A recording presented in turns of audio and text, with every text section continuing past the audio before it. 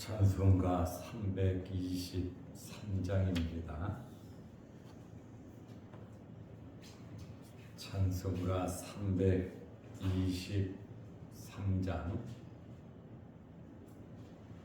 푸른 바다 나서니 뭐 어디든지 가오리다. 괴로우나 즐거우나 주만 따라 가오리니 어느 누가 막으리까. 죽음이 늘 막으리까. 어느 누가 막으리까. 죽음이 늘 막으리까. 아골골 빈들에도 복음 들고 가오리니 소돔 같은 거리에도 사랑 안고 찾아가서 종의 몸에 지닌 것도 아낌없이 드리리다. 종의 몸에 지닌 것도 아낌없이 드리리다. 존귀 영광 모든 권세 주님 홀로 받으소서. 멸시천대 십자가는 제가 지고 가오리다. 이름 없이 빛도 없이 감사하며 섬기리라. 이름 없이 빛도 없이 감사하며 섬기리라.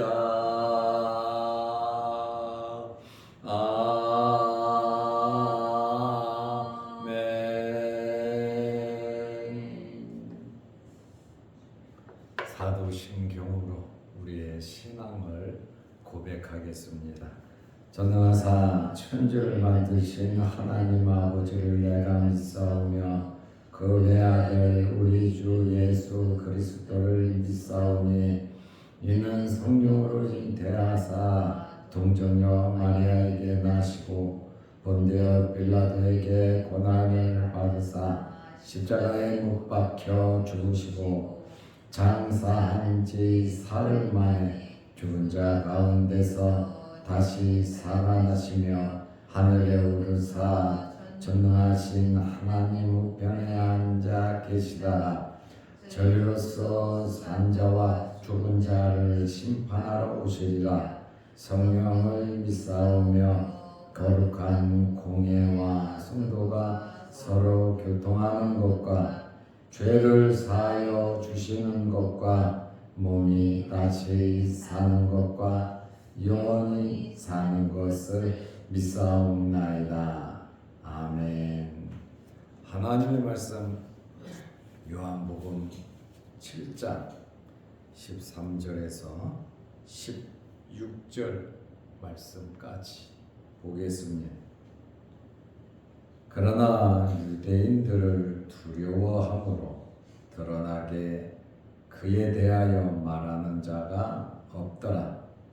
이미 명절의 중간이 되어 예수께서 성전에 올라가사 가르치시니 유대인들이 놀랍게 여겨 이르되 이 사람은 배우지 아니하였거늘 어떻게 그를 아느냐 하니 예수께서 대답하여 이르시되 내 교훈은 내 것이 아니요 나를 보내신 이의 것이니라.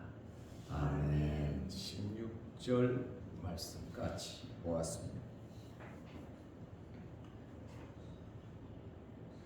명절이 되어 유대인들이 예루살렘에 엄청나게 많이 모였습니다. 예수님께서는 그들에게 모습을 나타내시지 아니했지만 많은 사람들이 예수님에 대하여 수군거렸습니다. 어떤 사람은 예수님은 좋은 분이시다 이렇게 말하는 사람들도 있고 또 어떤 부류는 예수님은 무리를 미혹하는 자다 하고 부정적으로 이야기하는 자들도 있었습니다. 그러나 이 수군거리는 사람들이 유대인들이 두려워서 공식적으로 예수님에 대하여 말은 하지 않았습니다. 요한복음 7장 13절의 말씀을 보면 그러나 유대인들을 두려워함으로 드러나게 그에 대하여 말하는 자가 없더라. 알게 모르게 권력의 힘을 가지고 언론을 통제하는 것을 알 수가 있습니다. 일반 사람들이 자기 의견을 말하는 것조차 자유롭지 않은 공포 분위기인 것을 우리는 알 수 있습니다. 그러면 수군거리는 사람들이 누구를 두려워했습니까? 두려워한 이들은 예수님을 적대시하여 체포하려고 하는 대제사장들과 바리새인들과 이들의 뜻을 따라 예수님을 공격하는 자들입니다. 그러니까 군데군데 스파이들이 종들이 파견되어 있었던 것을 우리는 알 수 있습니다.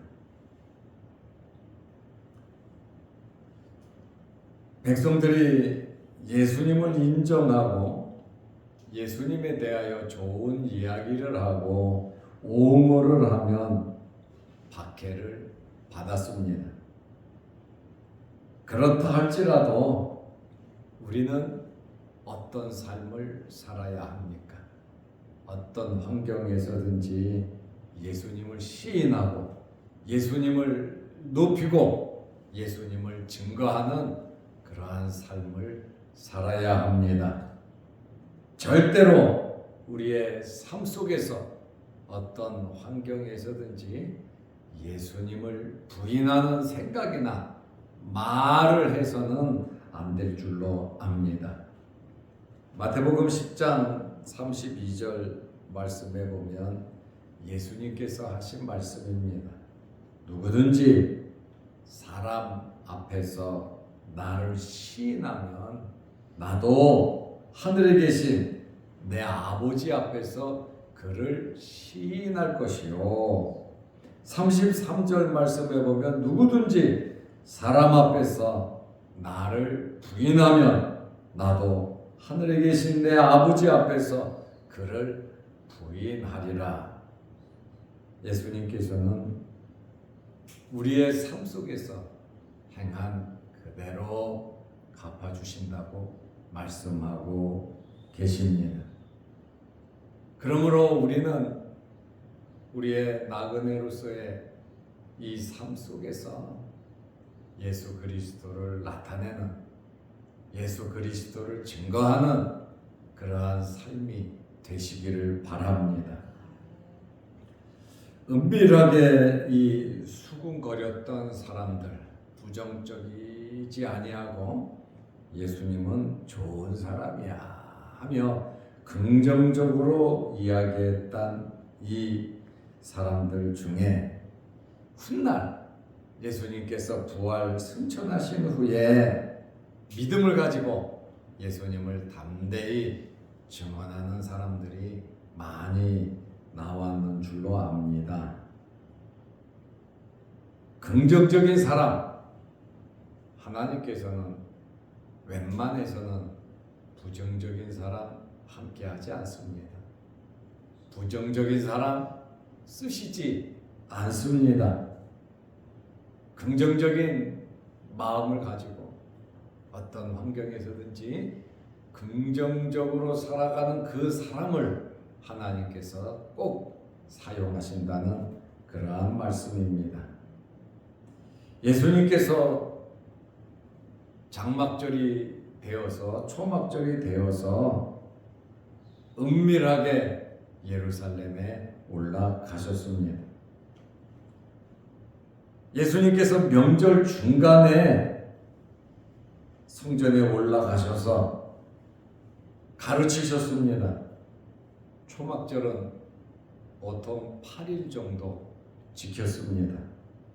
요한복음 7장 14절에 보면 이미 명절의 중간이 명절 중간이 되었다 말하죠. 예수께서 성전에 올라가사 가르치시니 명절 중간쯤 되어서 예수님께서 성전에 올라가 가르치셨다 이렇게 말씀하고 계십니다. 형제들의 권유로 올라간 거 아닙니다. 형은 나타내기를 좋아하면서 자기를 주장하면서 왜 이 촌구석 갈릴리에서 일을 하냐. 보란듯이 이스라엘의 수도 또 명절이니까 사람들이 엄청나게 모이니까 그곳에서 내 자신을 나타내봐라. 예수님을 불신하는 예수님의 동생들이 예수님에게 한 이야기입니다. 유대에서 사람들이 죽이려고 해서 지금 갈릴리 지역으로 피신하여 그곳에서 말씀 전하고 있는데 예수님의 동생들은 형을 밀어붙여서 유대로 가라는 거예요. 그러나 예수님께서는 아직 내 때가 되지 않았다 이렇게 말씀하셨거든요. 때는 6개월이 지난 후 6월절에 올라가서 메시아로서 해야 할 일이 있잖아요. 아직 때가 되지 않았기 때문에 예수님께서는 신중하게 하나님의 시간에 맞추어서 움직이셨다라는 것을 알 수가 있습니다. 그러므로 우리들도 급한 마음에 이리저리 살아갈 것이 아니라 이 하나님의 때, 하나님의 시간에 맞추어서 기도하면서 하나님의 거룩하신 뜻을 이루는 성도들이 되시기를 바랍니다. 앞서가서도 안 되고 뒤쳐져도 안 되고 좌우로 치우쳐도 안 되고 우리는 하나님의 말씀 그대로 순종하면서 살아야 하는 것입니다. 예수님께서 명절 중간이 되어 성전에 올라가 가르치셨다고 했는데 이 중간이라고 하는 이 말은 헬라어로 메소스라는 그러한 단어입니다. 정확하게 시간을 나누어서 절반을 나타내는 단어가 아닙니다. 처음이 있고 마지막이 있습니다. 시작이 있고 끝이 있습니다. 그 시작과 끝에 어느 정도 중간 지점을 의미하고 있는 그러한 단어입니다. 예수님께서 가르치셨습니다. 예수님께서 가르친 이 말씀에 대한 유대인들의 반응이 어떻습니까? 일부는 좋은 사람, 일부는 우리를 미혹하는 사람, 그리고 뭐라고 사람들이 선동하고 말하나 그것을 조사하는 대제사장들과 종교 지도자들에 의해서 파견된 자들, 정보를 수집하는 자들, 주님의 말씀을 들은 유대인들의 반응은 요한복음 7장 15절입니다. 유대인들이 놀랍게 여겨 이르되 깜짝 놀랐습니다. 기절할 정도로 주님의 말씀을 듣고 충격을 받았습니다. 그러면서 뭐라고 말합니까? 이 사람은 무식한 사람이 아니냐? 이 사람은 배우지 아니한 사람인데 어떻게 글을 아느냐? 다시 말하면 어떻게 지식이 저렇게 있을 수가 있느냐? 감탄하는 겁니다. 예수님은 유명한 랍비들의 제자가 아닙니다. 그리고 하루 벌어먹기 살기 힘든 나사렛에서 아버지 목수 일을 도우며 살았단 말입니다. 집안도 별로라 가정교육도 제대로 받지 못했습니다. 그런데 예수님께서 성경을 가르치시고 성경을 인용하고 하나님의 말씀을 전하는데 정말 평범하지 않으셨습니다. 왜냐하면 예수님은 말씀이시잖아요. 그리고 예수님은 선지자들에게 말씀을 주신 분이시잖아요. 한 글자도 한 말씀도 이해하지 못하는 말씀이 없으셨거든요. 난해한 성경 구절도 성령의 감동으로 기록하시면서 그 내용을 완벽하게, 왜 본인이 한 말씀이니까 그 성경에 대해서 예수님은 100% 그 이상 알고 계신 분이시거든요. 그러니 말씀을 하실 때 거침이 있으셨겠습니까? 정확하게 하나님의 마음을, 하나님의 말씀을 백성들에게 전달해 주셨습니다. 그러나 마음무지 다친 사람은 어떤 말씀을 해도 받아들이지 않습니다. 그래서 교회마다 문제가 있고 성도들마다 지도자들의 어려움이 생겼을 때 뭐라고 말합니까?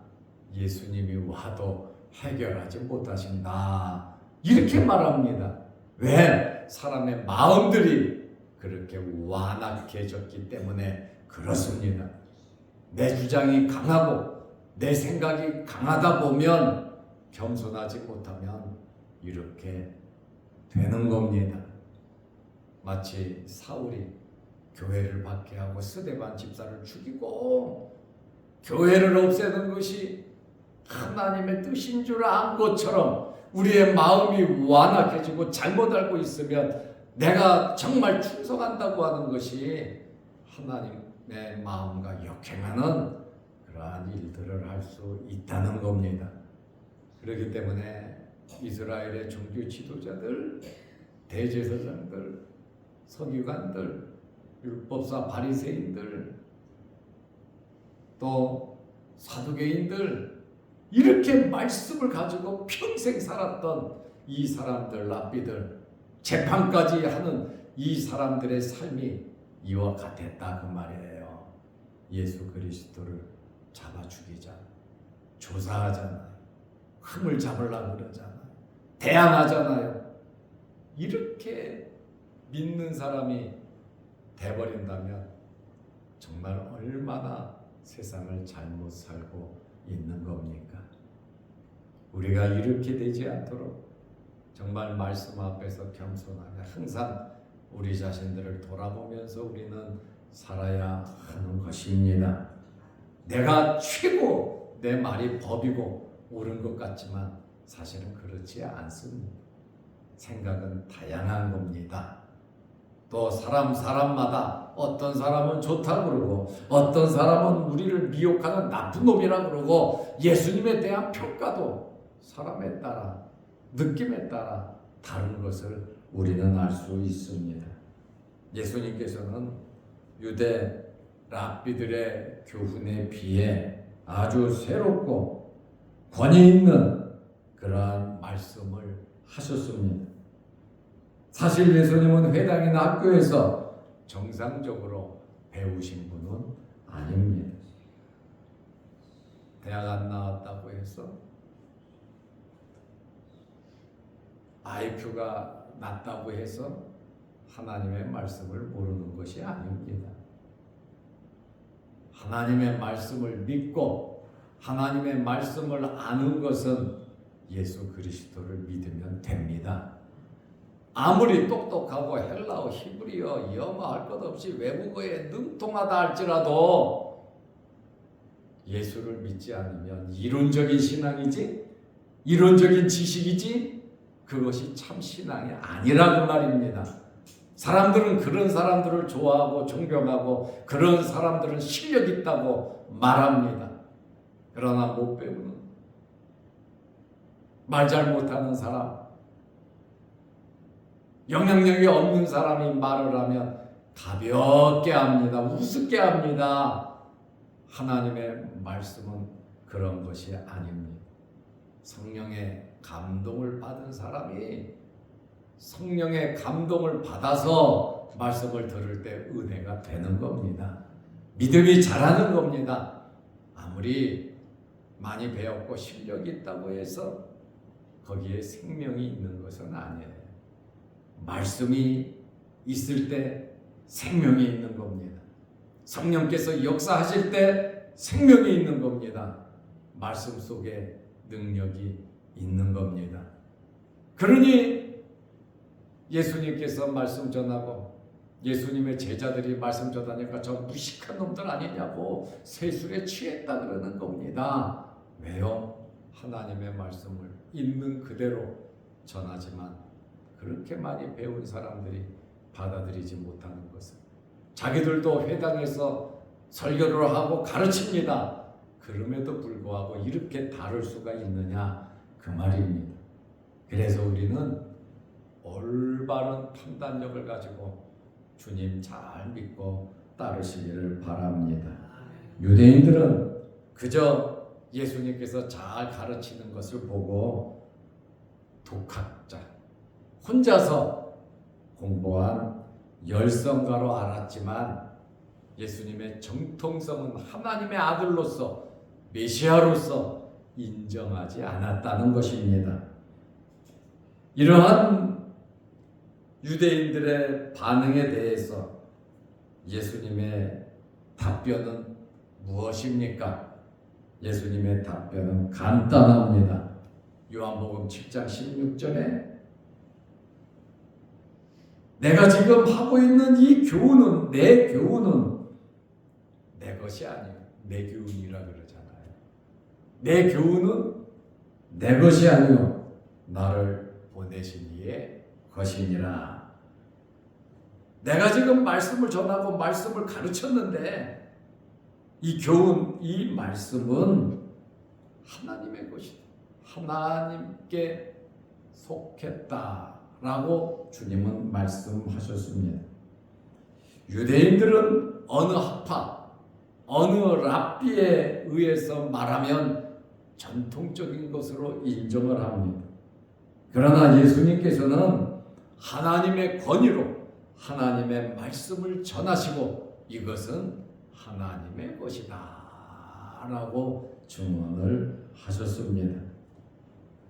예수님께서 하나님의 권위를 내세우면서 예수님 자신의 정통성을 주장하셨습니다.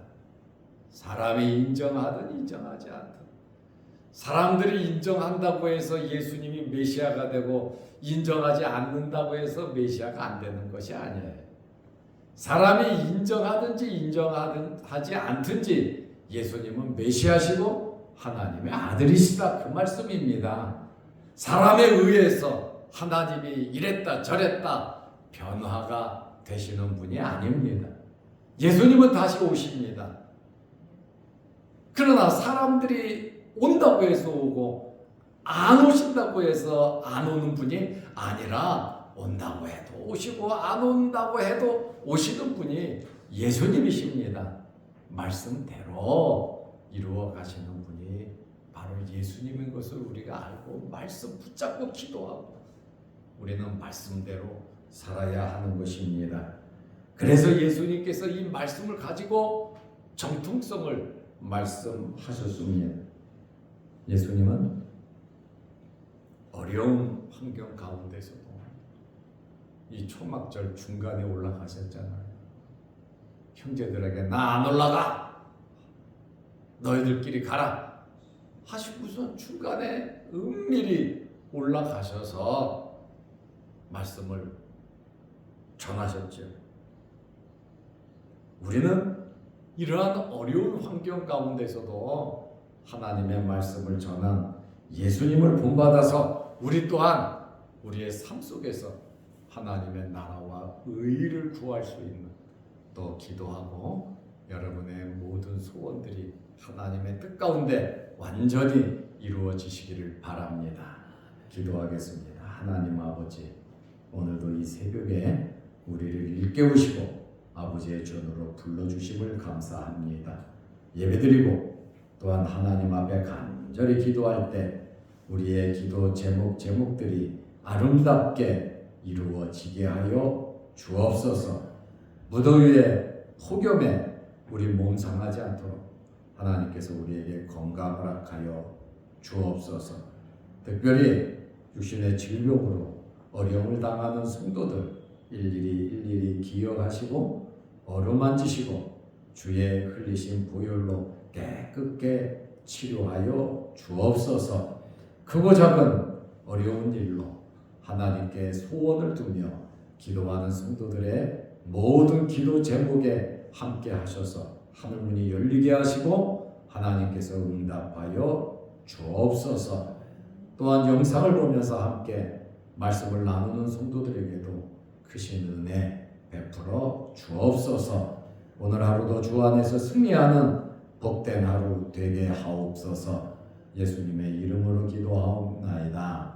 아멘. 하늘에 계신 우리 아버지여, 이름이 거룩히 여김을 받으시오며 나라의 마옵시며 뜻이 하늘에서 이룬 것 같이 땅에서도 이루어지이다.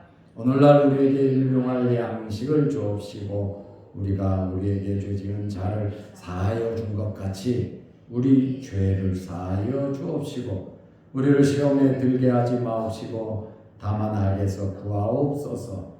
대개 나라와 권세와 영광의 아버지께 영원히 있사옵나이다. 아멘. 자유롭게 기도하시기 바랍니다.